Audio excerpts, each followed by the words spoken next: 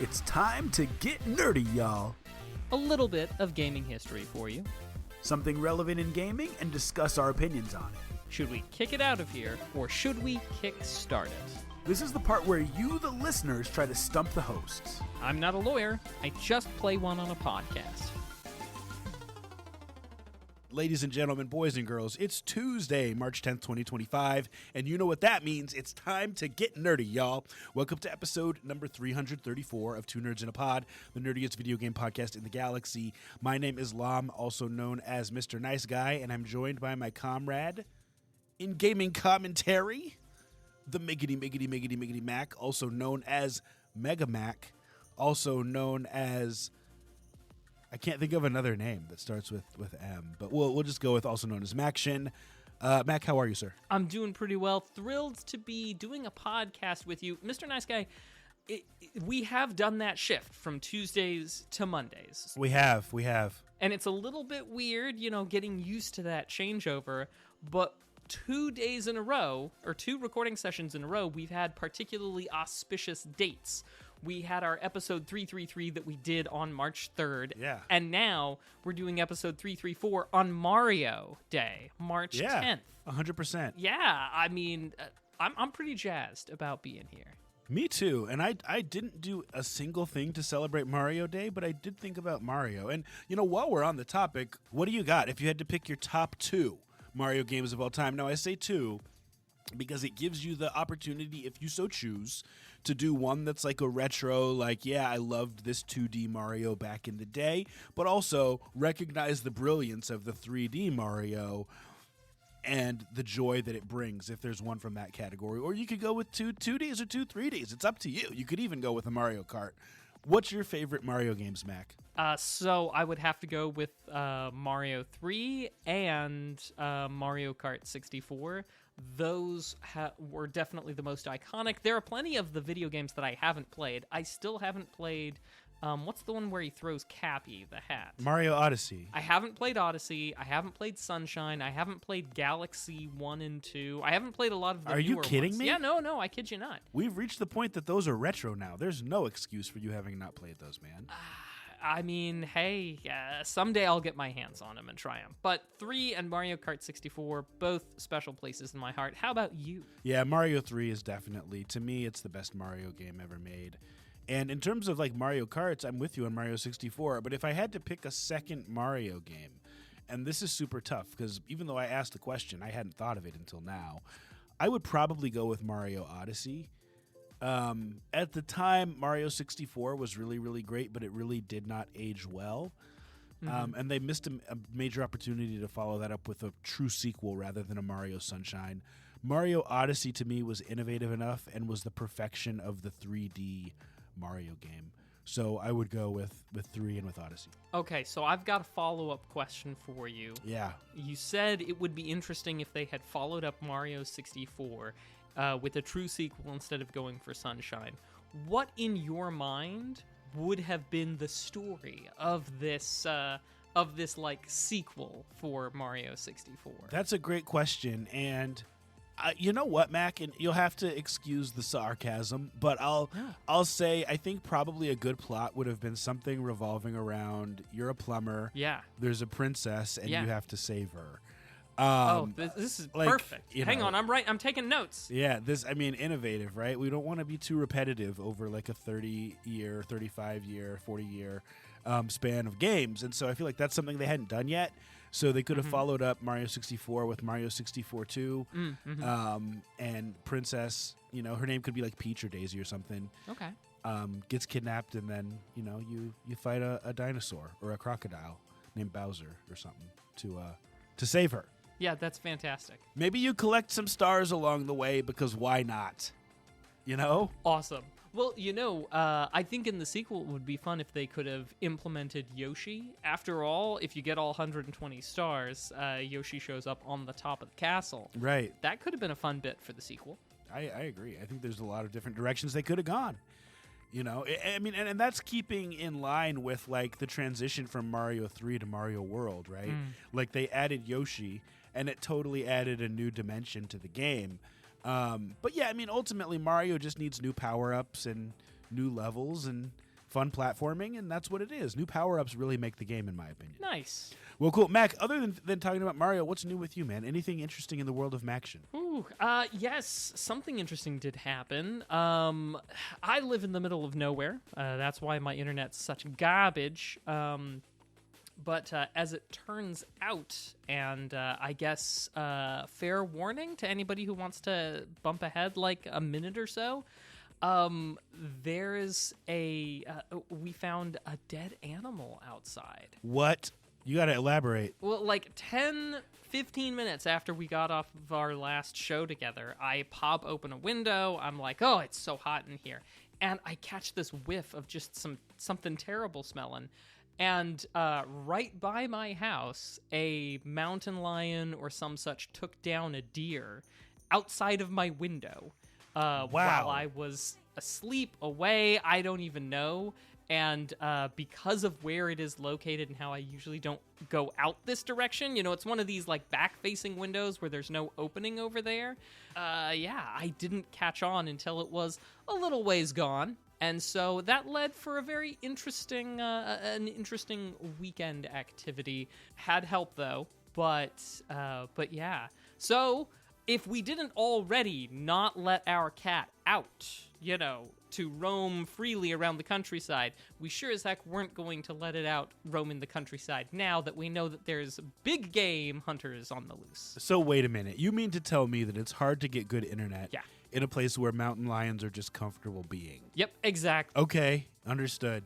That is probably the most exciting thing that happened between our last conversation. I can't top that, man. I got some solid rounds of laser tag in, both last Thursday and this weekend. Nice. And there's this game mode called Domination, which if you play Call of Duty, you know how it works. You're trying to capture different points. And for the first time I've ever played laser tag at this place, we have managed to capture all 7 points.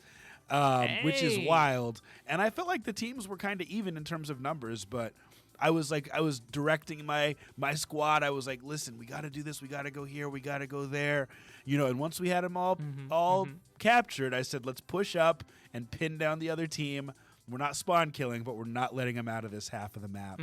And it was pretty glorious. So that was pretty fun. And then one of my boys scored 4 goals in soccer, 1 game. You love to see it, Mac. You love to see it. The next Messi. So it's sure. Dope. Yeah. So, Mac, on that note, enough about Mario Day, enough about laser tag. I say we do what we do best. We hop right up in that gaming news. What do you think? Notice how we didn't say enough about bragging about my children. I say let's do it. What is new in video gaming, sir? No limit to children bragging, but yeah, let's do it. Thank you for tuning in to episode 334 of Two Nerds in a Pod, nerdiest podcast in the galaxy. Mac, it is Mario Day, so let's start there. This is on IGN.com, written by Michael Kripe. He writes, it's March 10th, 2025, so that means Nintendo is back with a slew of Mario Day reveals revolving around everyone's favorite Mushroom Kingdom mascot. As highlighted by the Mar10 hashtag floating around, it serves as the Nintendo's official and clever Mario holiday for the last few years. Mac, here are some of the announcements. I want to know which one excites you the most. I'm curious. It sounds like, although we've not seen anything quite on the level of 2024's reveals, which included a promise that we're going to get Super Mario Bros. 2, 2025 has some exciting news. Here is some of it. A Lego Mario Cat set drifts into stores this May. I don't even know what that means. Nintendo hasn't been shy when it comes to adding more Lego sets based on its iconic cast of characters, while Mario has gotten plenty of love. Blah, blah, blah, blah, blah. The one we're getting might be the coolest yet. It'll cost a whopping $170 when it drops on May 15th. But also manages to pack in quite a bit of detail into a 1972-piece kit. Super Nintendo World Sweepstakes offers a 4-night stay for lucky fans. Mario global events across the globe. Looks like JetBlue partnered with Nintendo to create a cloud-top cruiser, a sky blue aircraft featuring Mario, Luigi, Peach, Yoshi, Donkey Kong, and Bowser. You should check out the picture because it's pretty cool. And then, Mac, a bunch of Nintendo Switch titles are on sale for their lowest price ever.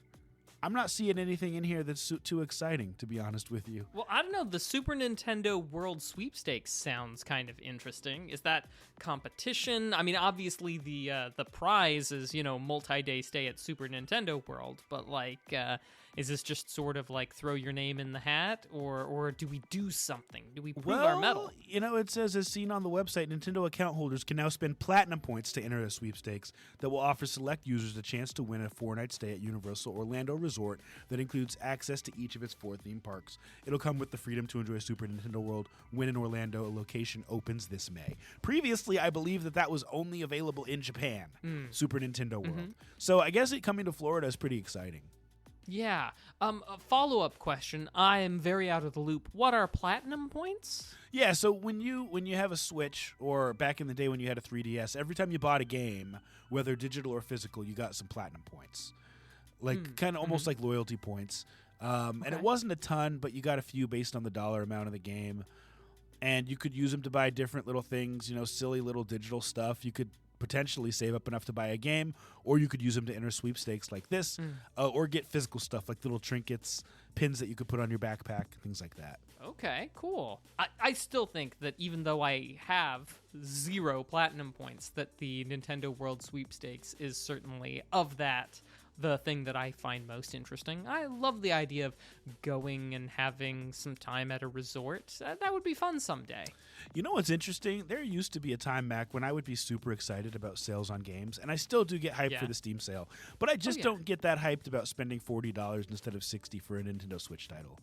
We have so many Switch games in the house. Like, how many Switch games do you have? A lot. More than I'd have to go up and count, but I would get a lot. I would guess probably 40 to 50, which in my opinion is a lot for the 3rd most used console in the house. So the idea of going out and picking out a new Mario game to me just isn't exciting. Anything that I've missed, I'm okay with having not played. I wish we would have gotten an announcement of something just awesome, like Super Mario Galaxy 3. Or, just something super cool that would have made this holiday, or this Nintendo holiday, a little more exciting. But that's just me. Yeah. Well, I mean, maybe next time. Maybe next March 10th. Maybe next Mario Day. Well, Mac, this next news story, and we're just doing 2 news stories today because we have something fun to talk about in our 3rd segment. And in our 2nd segment, too. Don't misinterpret people. And the rest. And the rest of the show. Is about a potential new handheld. And so this is on GameSpot.com. This is exciting to me. Written by Evan Campbell. Here's what Evan writes. There could be an official Xbox-branded handheld out by the end of this year. A new report states that Microsoft is partnering with a PC gaming company like Asus or Lenovo on the device with a targeted launch in 2025. According to Windows Central, the handheld is codenamed Keenan and will be similar in nature to the upcoming Lenovo Legion Go S, which will be the first device outside of the Steam Deck family to run on Valve's Steam OS. So the Xbox-branded handheld will likely run on Windows, featuring the Microsoft Store and PC Game Pass.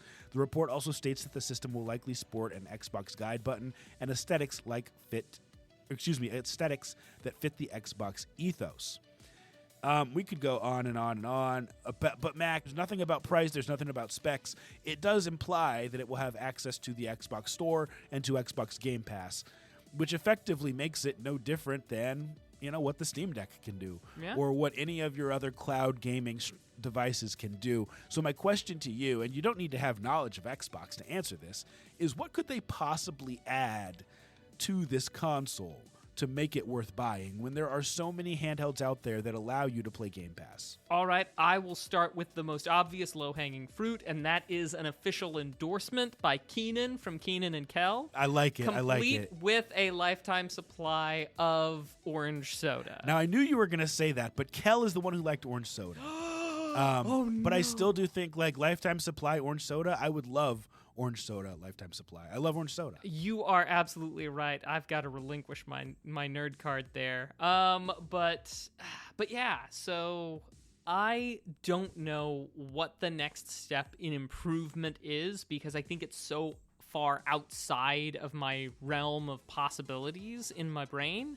I think more battery life and lighter is what I'm certainly advocating for. I would love to be able to hold. Compared to like a Steam Deck, or compared to what? Compared to like a Steam Deck, but Okay. Compared to like any of the handhelds, if we can get more battery life and a lighter,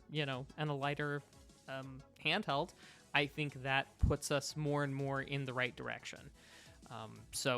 Yeah, I mean, now I don't expect anything to be as light as my gray brick from back in the day. But I am hoping that we can get closer to that, just because. Nostalgia. Oh, no, I was going to talk about my weak little wrists. Oh, the carpal tunnel. I gotcha. Yeah. Well, no. See, so here's what I would say. This thing, it has to look cool. Okay.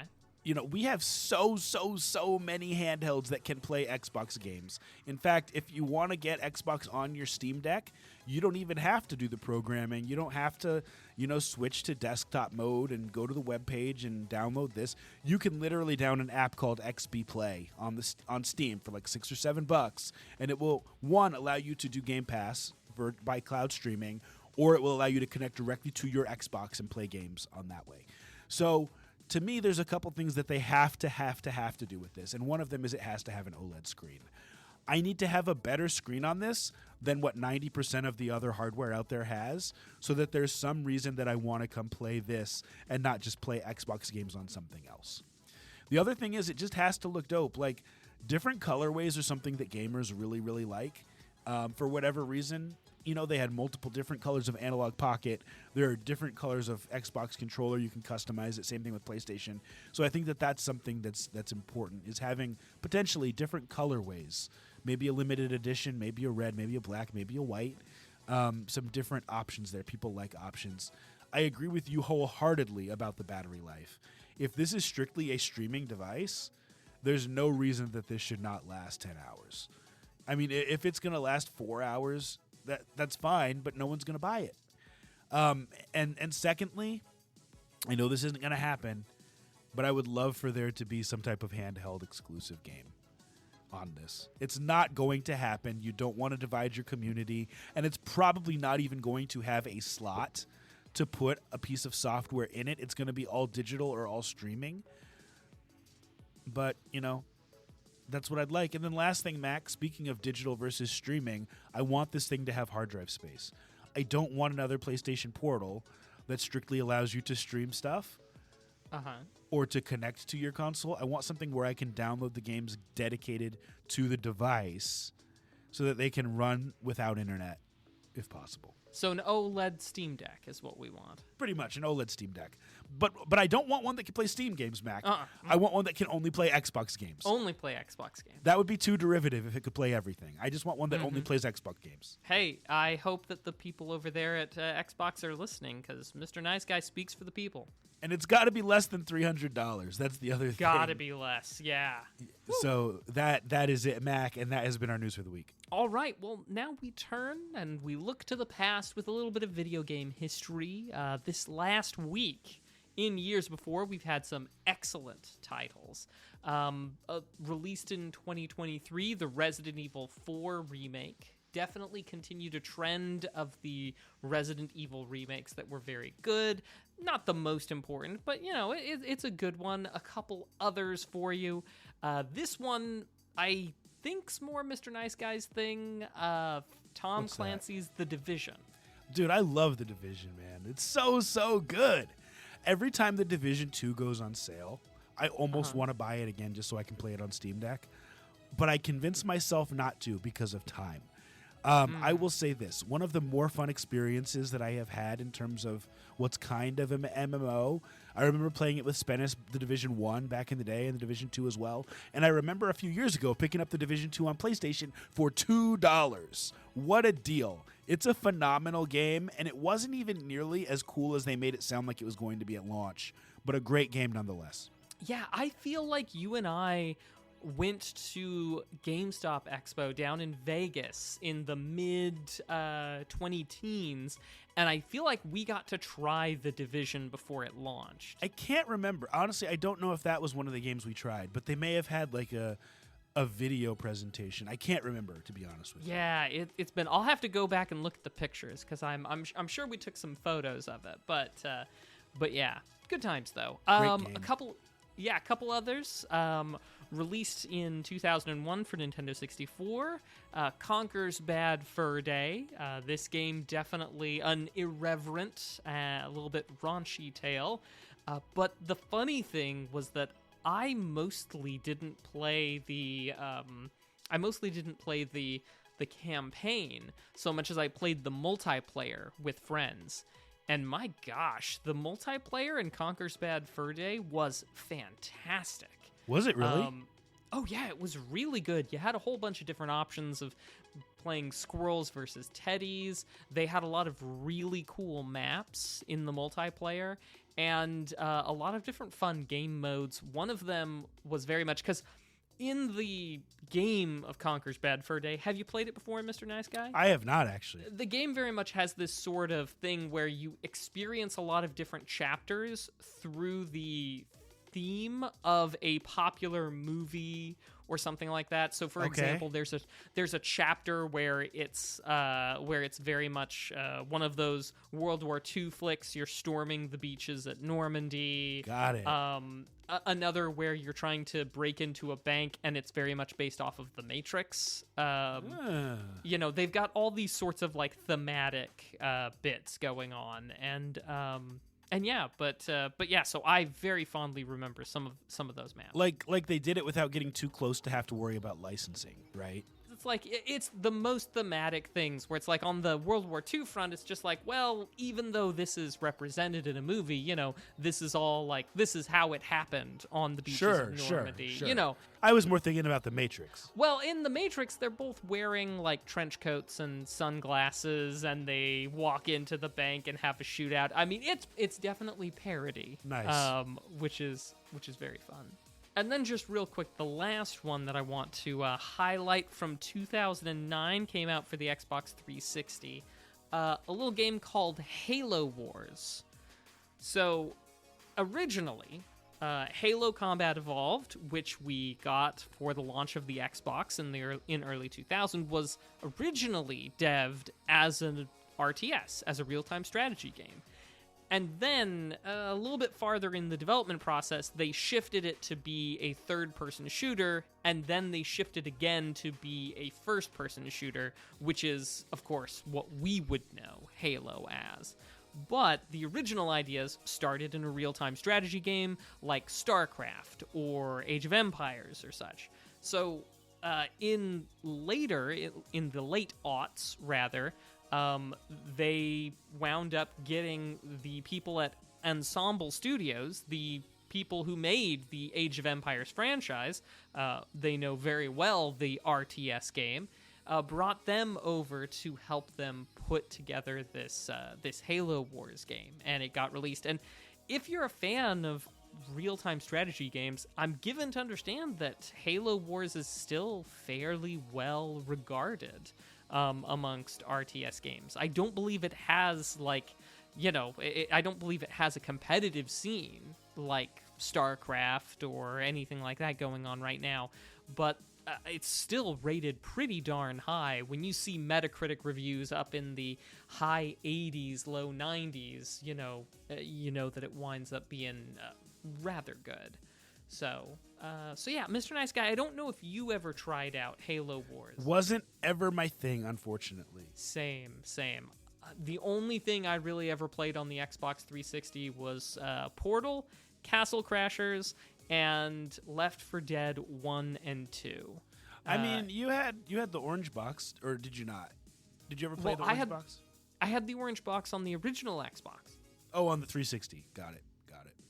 Dude, you missed a lot on the 360. I did. Oh, gosh, I missed so much. See, I had a 360, but I went halvesies on it with my cousin, and then, like I said, I just used it for that, and so he had it the rest of the time, and, you know, I mean, I'm sure I know he had a lot more games, but, you know, I just had the couple that I was interested in. But, Mr. Nice Guy, since we're on the subject, what's a 360 game I should try the next time I get a chance? Oh, that's a great question. There's so many. Honestly, I always credit on this pod 360 era as the console that I feel turned me from a casual into more of a true gamer, even though it's not quite true.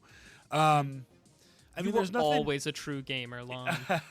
There's not a lot that you can play on 360 that you couldn't also play on Steam. So I mean, if I had to pick one game, I'd probably go Red Dead Redemption. And I think you'd like it, because I think that you'd like Western stuff. And then there is the Undead Nightmare Zombie mode, where you're literally just going around killing zombies with your friends. And the story was phenomenal. It's undead nightmare zombie Undead mode. Nightmare. Yeah. So I mean, that's great. As someone who doesn't like multiplayer but likes single player and co-op, at the time that was one of my favorite games on 360. I'll add it to the list. But that's what I had today for some video game history. Well, ladies and gentlemen, boys and girls, it is March 10th, Super Mario Day, and what better day to bring back one of my favorite segments, the Indie Game of the Week, a segment where we talk about games that may need more attention and tell you whether or not they deserve your attention. The goal of this segment being to highlight potentially under-recognized, underappreciated games. And Mac, this week we have one to talk about. As you know, this is a segment where I can't just not tell him, right? We can't just get his off-the-cuff thoughts. He has to play the game first. So, Mac, this week we're reviewing a game called Whisker Squadron Survivor. What a name. Developer is Flipfly LLC, also published by Flipfly LLC, released just recently, February 21st, 2025. And here is the description on Steam.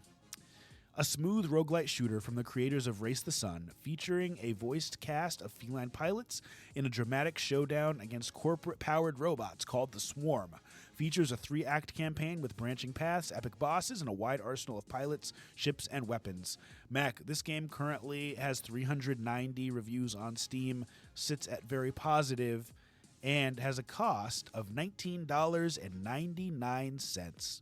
Mac, I am excited to hear your thoughts on this game. Okay, so let me be clear. This is not my usual sim-style game. I know. I did not play Star Fox, either 64 or on the Super Nintendo, because I lacked those consoles until way later.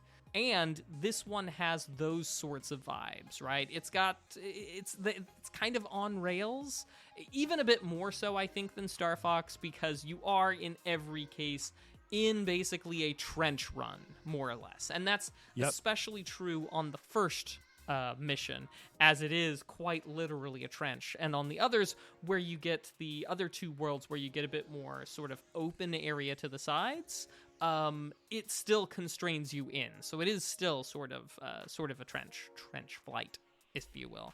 Love the aesthetic, this sort of cyber synthwave vibes in the background. Very cool. I don't want to give too much away right now, but I will say, Mr. Nice Guy, that one of the things that I didn't care much for, because there's a lot that I did like. Sure. But one thing that I didn't care too much for is that I didn't feel like the progression was very well paced. This is a roguelike, so as you go, you will either complete your run or you won't. And you'll keep with you the points that you have gained and can use that to upgrade ship, weapons, things like that. Add additional perks, stuff. I very much felt like buying those was very, very much fewer and farther between than it should have been. What do you mean by that? Like, in terms of the ability to collect the currency and buy stuff? Yeah, I thought that the prices were too high on things, because, like, let's say you get, a world in or two. You're shooting down enemies, and to be clear, when you are in the run and you shoot enemies down in this sort of Star Fox style game with cats, you gain not only scrap, which you use to buy like upgrades for that run, like maybe an option, as we would call it from the old shmups, that would fly around you and shoot things, but also you'll get the points that you take with you, the VP currency for victory points, I think. Correct. Yeah, to make permanent upgrades. And it just felt like those permanent upgrades took a lot of points, a lot of VP in order to buy. I think it could have. I also have some other suggestions, but I'll leave that one for now and just say I felt like the progression could have been a lot smoother in my opinion. So I would agree with you about that. I remember the first time the shop opened up and it was like, you can buy upgrades for your ship. And I was like, awesome, let's go. And I didn't even have enough to buy an upgrade. Now, Yeah. on the one hand, that is frustrating, but on the other hand, I feel like the general roguelite is giving you upgrade after upgrade after upgrade to the point that you either become overpowered or there are just so many upgrades that they're incremental. And it takes you forever to get to where you want to be anyway. Like, Dead Cells, fantastic game. You get upgrades super, super easily just by discovering stuff. Oh, here's a new weapon. Like, every run, you're getting something new. This game really made you grind it out. And I almost respect that because I don't know how much replayability it would have if you could beat it immediately. Like, just by automatically having enough VPs to go in and buy something that made you overpowered, I think I would have been irritated and felt like I don't want to go back to it. The only other major problem that I had with this game, and I am going to talk about the positives too, is I just didn't like the aiming. And I get that there has to be a certain level of skill to aiming. You don't want aim assist and the ability to immediately just lock on to everything. But the aiming to me was just a little bit too finicky. I don't know if maybe there is a perk that I haven't gotten that allows you to just lock on to stuff, but I feel like it'd be cool if there was. And I'm not talking about the missiles. Sure. Lom, did you play mouse and keyboard, or did you play Steam Deck? I played on Steam Deck. What did you play on?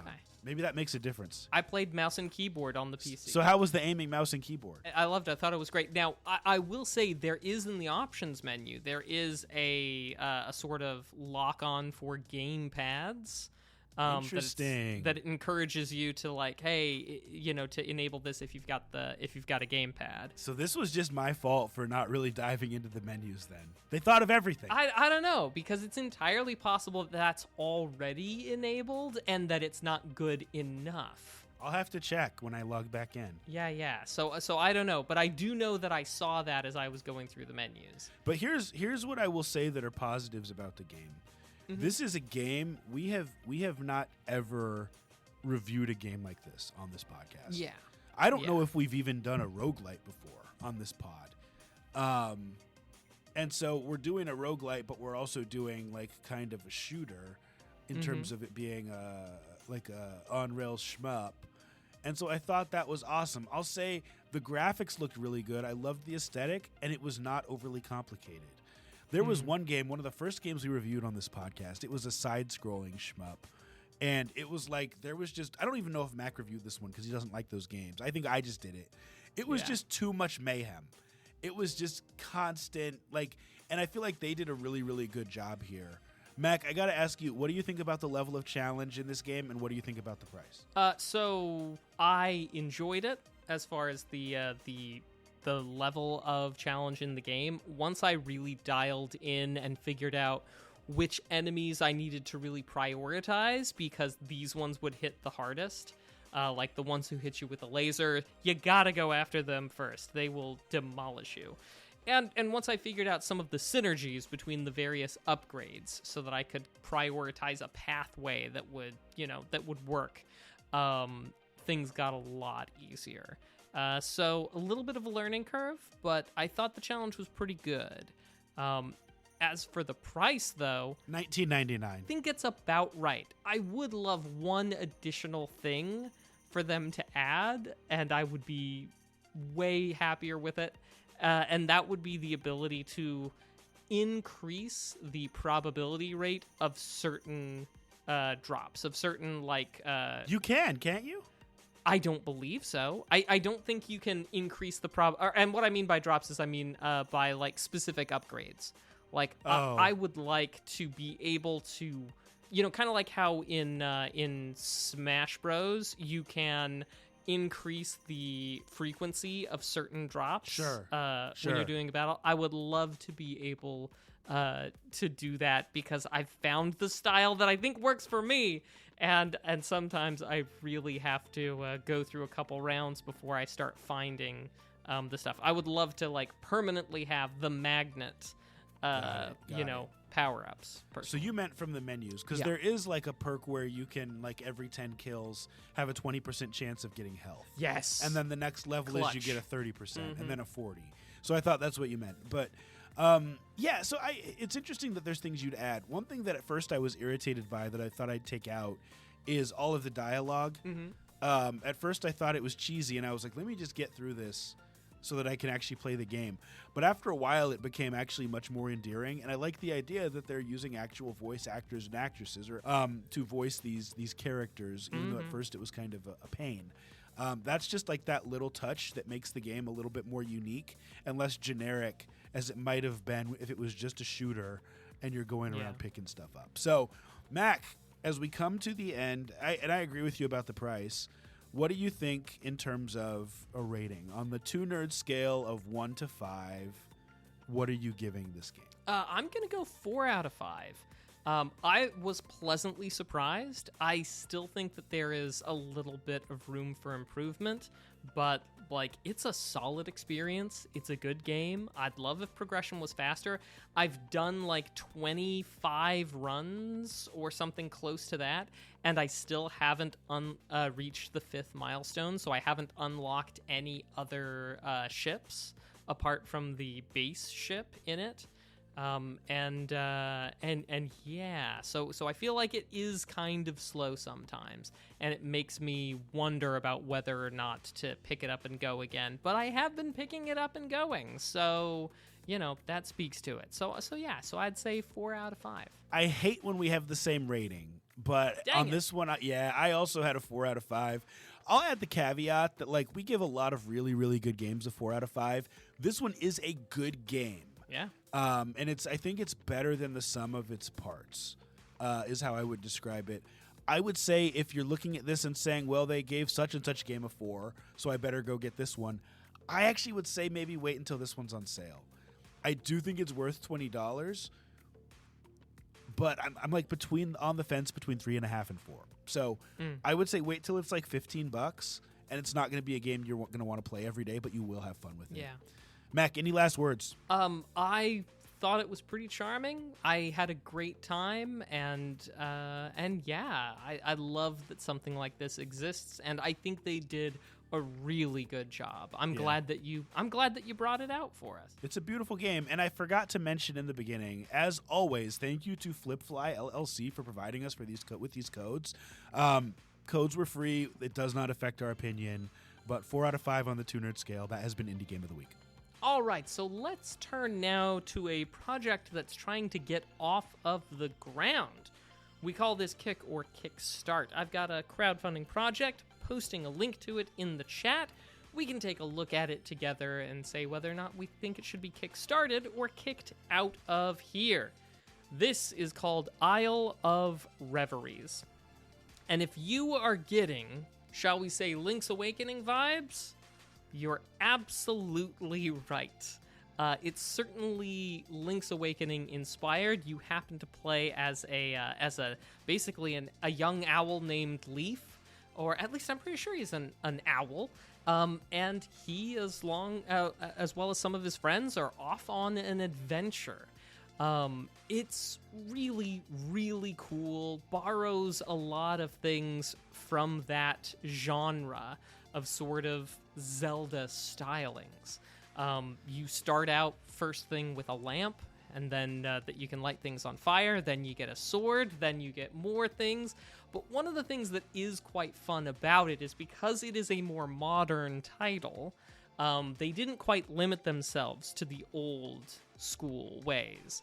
For example, in, say, Link's Awakening, you pick up a pot and you try to walk off screen. Mr. Nice Guy, what happens? I'm amazed by this game. I didn't even hear your question. Oh, sorry about that. You pick up a pot and you try to walk off screen, you drop the pot. Yeah. You drop the pot. In this one, pot goes with you. Okay. It seems like a small thing, but it blew my mind when it happened because I was fully 100% expecting not to be able to carry things from one screen to another, which was just a great bit. Another interesting mechanic is that you can use your fairy companion to copy objects in the world.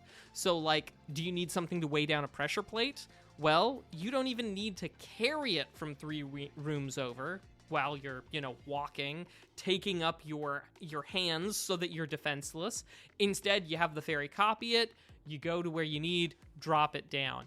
Also, another thing, they very much, I feel like, learned and iterated, because like you can have things where you can have like your pickups, right? You can have your items that let you do X, Y, or Z, but they are baked in.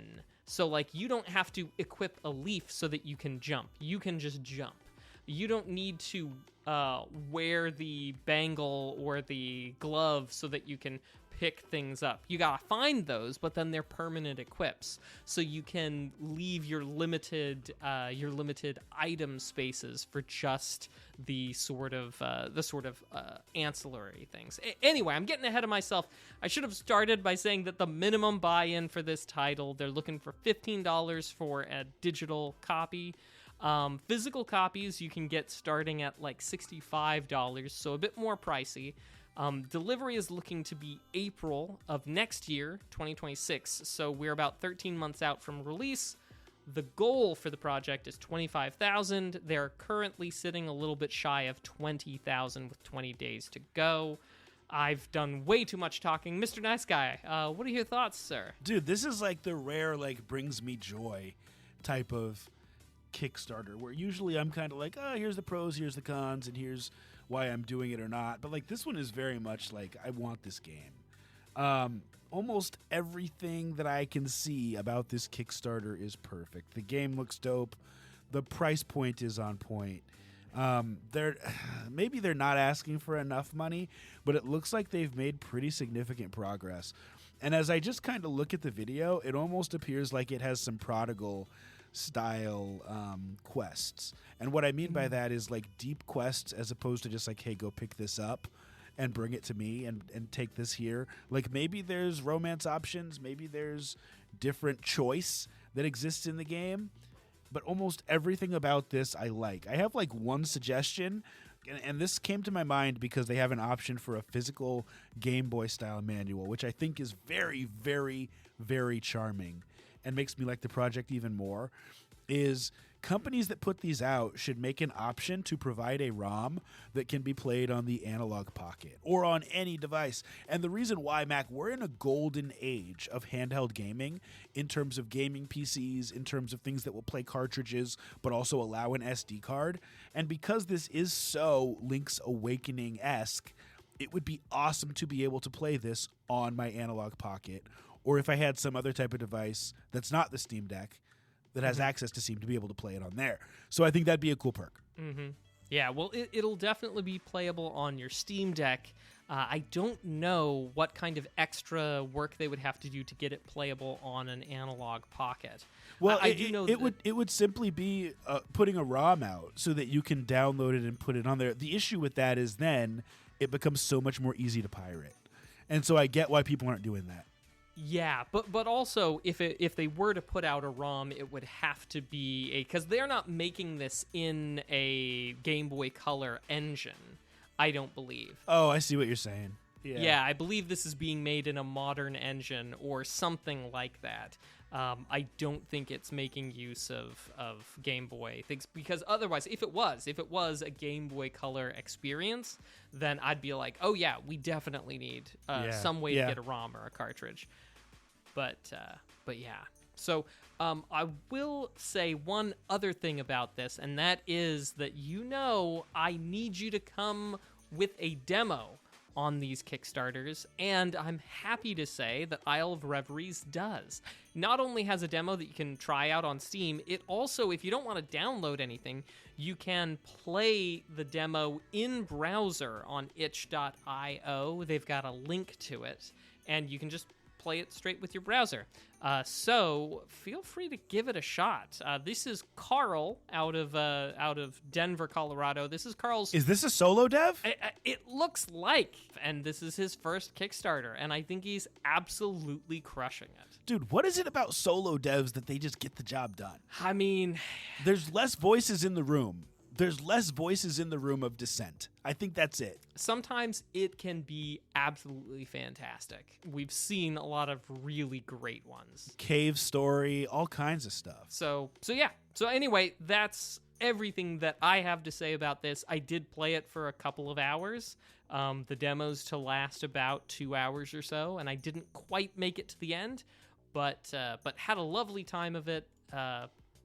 10 out of 10 experience, especially once I started to figure out, because like that thing with the pots, right? Sometimes there are those sort of shorthands that you take for granted as to, oh, this will do this, that will do that. Yep. That wasn't always the case. So to some extent, I kind of had to retrain myself a little bit. And that always comes with a little bit of pain as you try and figure out those things. So anyway, it was a great time, though. Did you, I got to ask, did you put your own money on this one? I did, yeah. I'm about to. Like, Yeah. Mac, who would we be if, I mean, I'm trying to think of the most humble way to say this. We get a lot of free games. Yeah. But who would we be if we said, we're just going to wait till this comes out and then request the code and then use our influence to talk about it? If we didn't actually sometimes put money in Oh, yeah. to these games and support the devs on the front end. So I'm going to buy this one as well. I'm also waiting for Mino the Hollower from Yacht Club, and I'm still waiting on Hazelnut Bastille from like 2018. But I am going to put faith in this guy, and I'm going to back this project at the $15 level because this looks that good. Yeah, absolutely does. I think Carl's got a great thing here, and yeah, looking forward to it. Even though it's a year out. Yep, even though it's a year out. But you know what, Mr. Nice Guy? We've got pretty reasonably sized backlogs. We do. I'm sure we're going to find some things to play for the next year. And hopefully, when he comes out with DLC, maybe he'll reward those early backers. Wink, wink, nudge, nudge. But yeah, I say kickstart, obviously. Awesome. And obviously, I do too. As soon as we log off, I'm buying this. Excellent. Well, and that's been Kicker Kickstart for us. Yes, sir. And now it is time for Nerd Flex. Ooh, my singing was on point. This is the segment where you, the viewers, try to stump the host. Sometimes you do, sometimes you don't. Mac, we're going to go to the test bank today. We're going to go deep into the archives and use nothing but our noggins to try to answer some multiple choice gaming-related questions and see if we can get it right. Now, if you are here live and you have a multiple choice question, put it in the chat. Let us know. Mac and I will try to answer it. But Mac, let's start with the bank. Here is the first question. This is a great question. I do not know the answer, but we'll talk through it. Sonic question. What was Sonic originally going to be called? What was Sonic originally going to be called? Hard to talk through, but maybe we can bring up a memory of having read this before. Speedy Man? I feel like it could be Speedy Man, except he's not a man, and we got to keep in mind he's a mascot. Oh, so maybe like Harry the Hedgehog. Exactly, that's what I was saying. Thinking something related to the type of animal that he is. I was going to go with like Speedy the Hedgehog. Ooh, okay. Or something like that. Well, that's not multiple choice, so... It's not, so we can both go different ways. But I definitely believe, because it is Sonic the Hedgehog, the last two words of his name were going to be the Hedgehog. So I'm going Speedy, you're going Harry. Let's see what the answer is. Oh my gosh. I got to Google this and read up on it, because I did not know this. Mr. Needlemouse. Mr. Needlemouse. Needlemouse.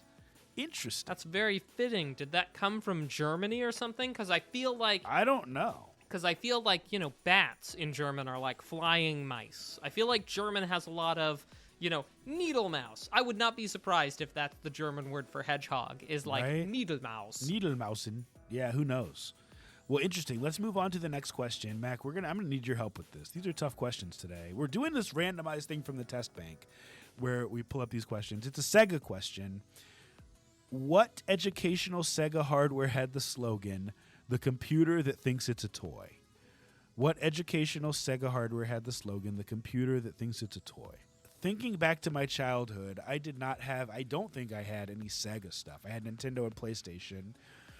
There was one piece of educational hardware I had called Socrates, but I don't think it was made by Sega. I'm trying to think of other educational stuff that probably existed around the same time. Yeah, it's one of those things, like, how Apple had like was it the Edison or something? Oh gosh, there's so many sort of side things, but the only thing I can think of from the Sega is the Pico. Was that Sega? Okay, Lom, real talk. Like, until you questioned me just there, I was dude. like, yeah, it's the Pico. It's but now you're questioning, and it's just like, I feel like, so here's the thing. I feel like it wasn't, simply because there's a reference to Pico in Celeste. Yeah. The Pico 8, right?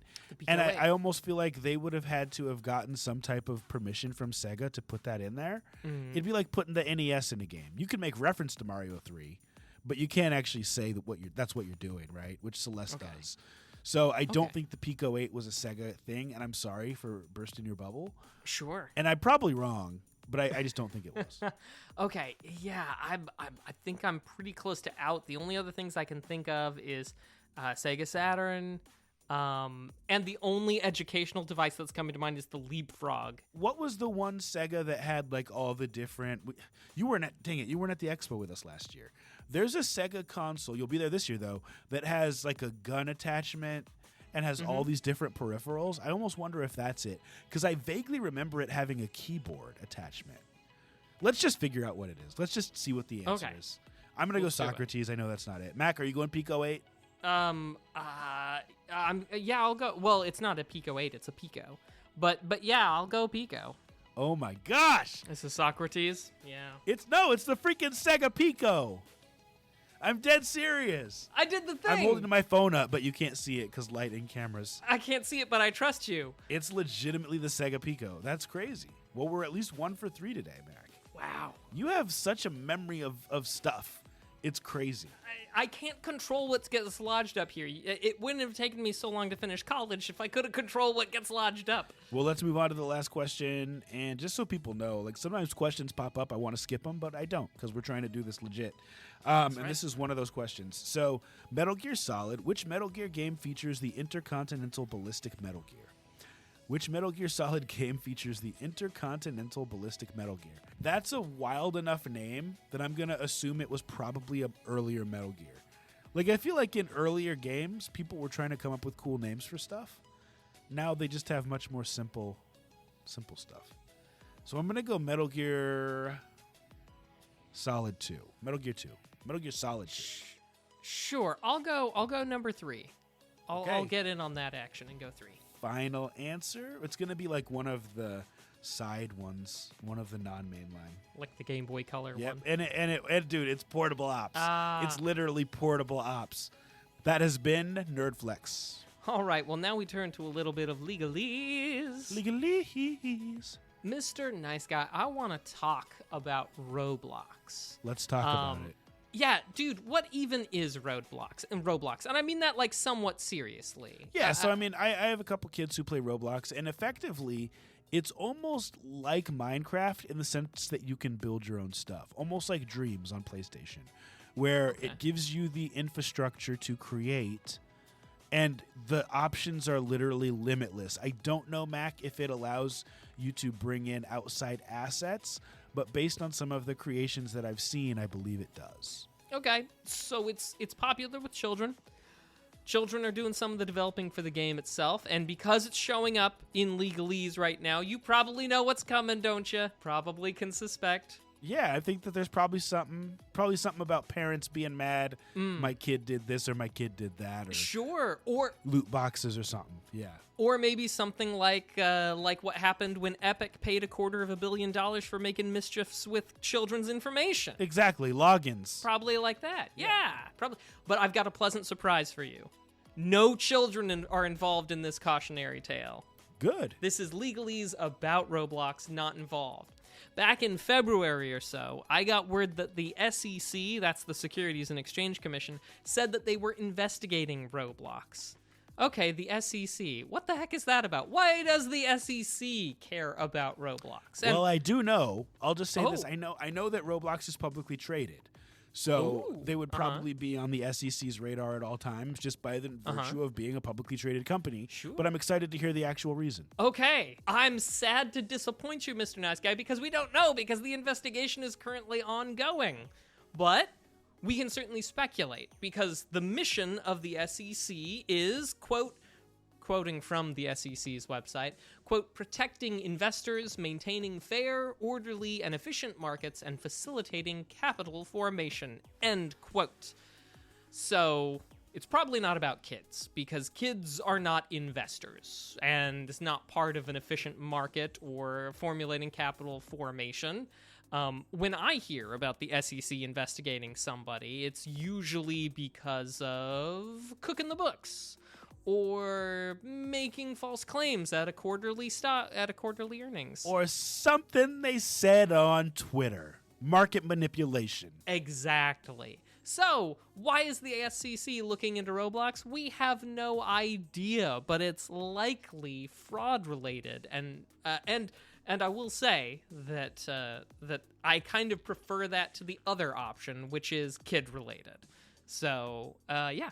I'm just throwing this out there and flagging this to say that we will very probably be talking more about Roblox and their trouble with the SEC in the future, but this is just me putting it out there that we know that something's going on, and Lom and I will keep you updated as we learn more. And that's what I've got for Legalese for us today. We will keep you updated. Mac, thank you for that, and thank you everybody for tuning in to episode number 334 of Two Nerds in a Pod, nerdiest podcast in the galaxy. Before we go, Mac, you and I have something to talk about. We're going to talk about what we've been watching and what we've been playing, because I need to hear from you what cool nerdy stuff I need to be into, and I know you probably want to hear from me too. So Mac, over the past week, what you been watching and playing, sir? On Dimension 20, which is one of them streaming services, there is a D&D game going on called Dungeons and Drag Queens that involves Brennan Lee Mulligan, and he has he's the DM, and there are 4 of the, I don't know, they strike me as being some of the more popular drag queens, particularly Bob the Drag Queen, who I know from his work on the show We're Here, fantastic show. But they are all playing a game of D&D, and it's really quite good. Also, as a side note, they announced their new Dimension 20 thing that's coming up that's going to be sort of like wrestling adjacent, but featuring actual wrestlers from WWE. No names that I recognize, but but I'm not in the scene. So anyway, if that's your thing. Anyway, Dungeons and Drag Queens have been enjoying that, the second season of it. Also, I've been watching Taskmaster. It's one of those, sometimes you have that show that's sort of like your comfort food. I get it. Yeah. For a lot of people, especially when The Office was on Netflix, that used to be a huge draw for people. Taskmaster's kind of like that for me. Can't get enough of it. Nice. And have you been playing anything? Or no time for playing with all the... Look, obviously, I played Isle of Reveries. I played Whisker Squadron Survivor. Also played Halo Infinite with a friend of mine. We've been playing through that together. But I played something that's going to kind of blow your mind. I want to wait until the very end to tell you what it is, because there are going to be questions. Sounds good. So what about you? What have you been watching? So let's start with playing, because I forgot to mention on the front end that this past Friday, Mac, here's the thing, man. We're of a certain age. We still like to have fun. So I called up a friend of mine. I said, dude, let's hit the arcade Friday night. Let's go play some games. We'll get some food. We'll go play. So we went to the arcade here locally in Wisconsin and played just a ton of games and hung out, played some pinball. They have a Guitar Hero. We did a bunch of songs on Guitar Hero. Played Smash TV, did some racing games, did a little bit of Street Fighter, I think, and then I did some Miss Pac-Man and just destroyed the game. Did really well. That's my game. So a lot of that, and then obviously the Whisker Squadron we just reviewed. And that's most of what I've been playing. I've been doing some Analog Pocket stuff, my regular Alfred Chicken runs, one of the best Game Boy games of all time, and that's a hill I'm willing to die on. As far as watching, Mac, I'm really into Fear the Walking Dead right now. That now that I've finished a bunch of the mainline Walking Dead and some of the side shows, I'm into Fear the Walking Dead and Marvel, and that's it. Don't we have a lot more Morgan in Fear the Walking Dead? I haven't gotten to that point yet, but I mean, okay. He's on the cover of the show. Yeah. So I mean, it's pretty obvious that you're going to run into him. So I'm excited for that. I love that actor so much. He's a great actor. So I'm glad that they made use of him. because it seemed such a shame. I was so excited. He was so great right at the first episodes, and then to not see. Anyway, not important. All right, Mr. Nice Guy. The thing. I also played a game called Celeste 64 Fragments of the Mountain. Have you heard of this? I've heard of it, but not played it or seen any footage. Tell me more. I played it. Imagine, if you will, that the maker of Celeste had basically taken and made a mini experience of Celeste in what feels like a Super Mario 64 engine. It's a little bit better than that. It's a Windows program, so you can just kind of play it on your computer, but it is free. It benefits greatly from dual analog controls, just saying. So what'd you play on? I played on my PC. My Steam Deck was otherwise engaged in some Baldur's Gate 3, but I played on my PC and used a controller. I managed to get... What did I get? I got 27 strawberries out of 30. That's good. But yeah, so really, really fun. Absolutely would recommend. If you love Celeste, give it a shot. It's a very different vibe. As the transition to 3D, I think it makes it pretty well. There are still some rough spots, but overall, very enjoyable. Apparently, there's like some really, really good mods for Celeste that I just have never gotten around to playing, like fan-made stuff. And then just for all those who don't know, Maddie Thorson, who actually wasn't Celeste solo dev as well? It was either that or small team. One of the other. I'm pretty sure it was Maddie Makes Games, and I think it was solo dev, which makes it that much more impressive. But what I was going to say is I know that Maddie made a bunch of levels for, what's that game called? Super Mario Maker 2, I believe. So if you really like their work, there's some codes out on the internet that you can type in to pull up those levels that they made in that game. So, yeah, support devs, support dope content like that.